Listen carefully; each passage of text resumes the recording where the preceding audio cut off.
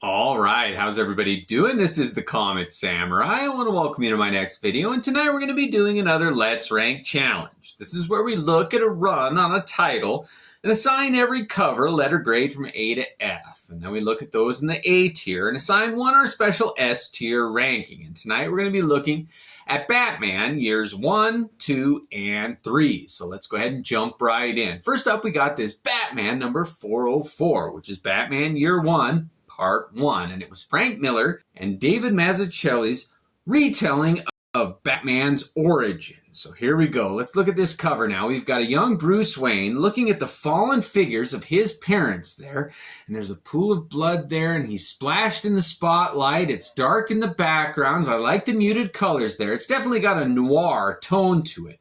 The one thing I don't like is the pink in the trade dress there. Why they did that. Otherwise, this is a beautiful, iconic image, and I'm giving this one a B.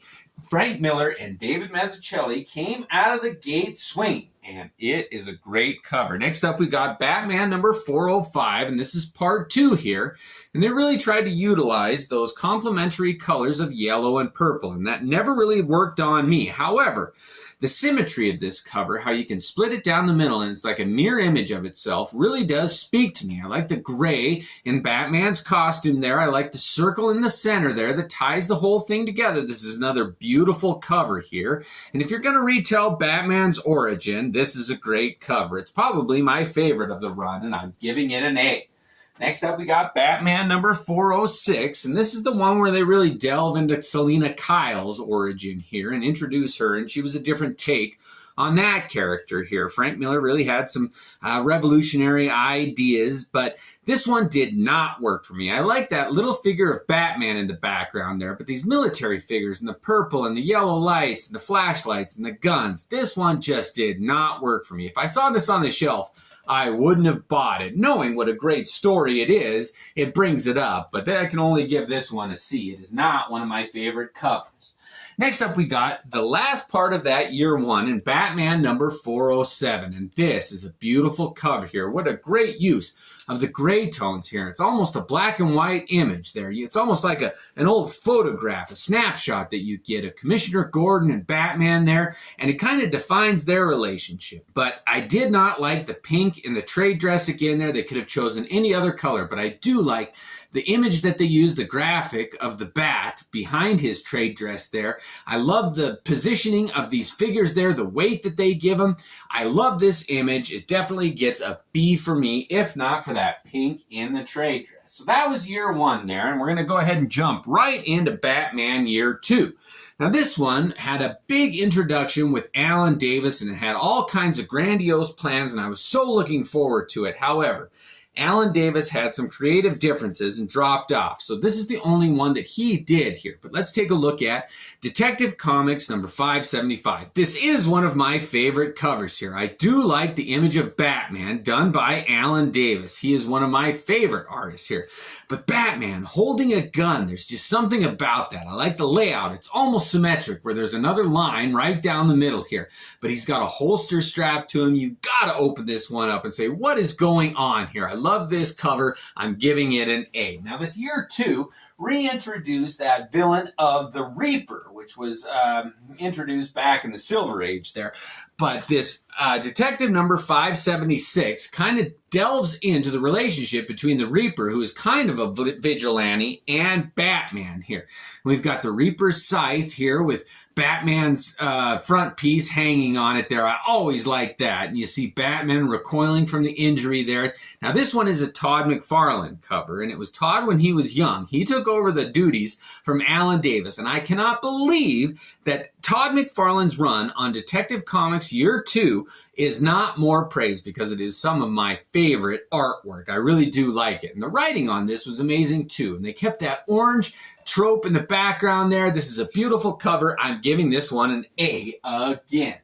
All right, now issue number 577 here was a bit different there. The tone shifted a little bit. You got Batman holding a smoking gun there, draped himself over the headpiece of his parents' gravestone there. We've got that orange theme in the background there, the yellow in the trade dress. I do like everything about this. The layout, the gothic imagery. This is a beautiful cover. I'm giving this one an A. Todd McFarlane just has such a knack of creating such dynamic images. And I think that that's what he's lost more than anything in his newer stuff, is just that ability to create just a splash, one-shot, iconic snapshot that just sums up everything that you want, the character's attitude, the mood, the tone of the comic book. And nobody can do it like Todd McFarlane. Now, this last one of the year or two here really does encapsulate that feeling. Again, it's a bit more of a dramatic pose there with him coming out at the viewer there, and you've got this big scythe that Batman's holding. It's just a classic Todd McFarlane image of Batman. This is the most underrated Detective Comics cover in my opinion. I love this cover, everything about it, from the color, the design, the layout, the inking. This is how Todd McFarlane art on Batman should be, and I'm giving it an A. All right, next up, we got Batman Year 3, and this started off with Batman number 436 here. Now, these covers were all done by George Perez. It told the story of Batman dealing with the death of Jason Todd, and Nightwing came back, Dick Grayson tried to console him, and it retold Dick Grayson's origin as Robin. And this first one is such a great image. That young Dick Grayson looking at his fallen parents there. This is a beautiful George Perez image with the haunting silhouettes in the background there. This is a great image. I love it. I'm giving it another A. All right, now this did kind of lead into A Lonely Place of Dying, which introduced the new Robin, Tim Drake, and it really was just a great intro to that storyline. But this one is another beautiful image done by George Perez. If you're going to do a Robin cover, this is how it should be done. I love the Batman image hovering over him. This is a beautiful one. I'm giving it a B. All right, next up we got Batman number 438, and this is Year 3, Part 3 here, and we've got a more colorful cover here. I really do like that. It kind of emphasizes the nighttime antics of those two, and we've got a beautiful image of Batman and Robin flying at these characters here, and the spotlight blaring at them, the gun flares here. George Perez really has a knack for capturing an image like that. It's a beautiful one. This one jumped off the shelf when I saw it. I'm giving it a B. All right, and the last one we've got is Batman number 439, and it's part 4 of Year 3, and it wraps up that storyline here and really does lead into A Lonely Place of Dying. What a beautiful image this one is of Nightwing and spotlight of Batman here, there, and this dramatic rainy night that's coming down, the coloring on it. It's a beautiful image. George Perez really did a great job wrapping up this series here, and I'm giving this one a B. Well, now that we have all of these ranked, let's go ahead and take a look at the ones in the A tier and assign one, our special S tier ranking, our favorite. We've got Batman Year 3. Oh, that beautiful George Perez cover. We've got a McFarlane Year 2, McFarlane, Alan Davis, Mazzucchelli.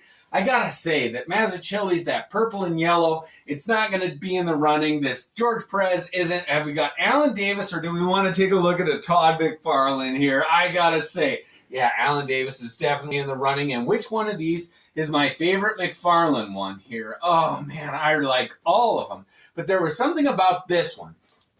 I love how it's not quite as polished as Todd McFarlane's later work here. So we've got these two beautiful covers here, and I've got to choose a favorite. If I could only take one, which one would be the best of the best here in this Detective Comics Year 2, the retelling of Batman's origin with the Reaper there? Oh, I gotta say that when Todd McFarlane took over the reins, it really was just a great transition there. Alan Davis couldn't have given his control over to another more talented artist than Todd McFarlane there, and he captured an image that just resonates with me. It set the tone for what it was going to be like. His costume hanging over the Reaper sight there, it really did just capture the tone of what this series was going to be. It's one of my favorites, and I'm awarding it my S-tier ranking. Well, thank you for joining me. This was Batman Year 1, 2, and 3. I appreciate it. Let me know what other runs you want me to look at. Thanks again, and have a great night.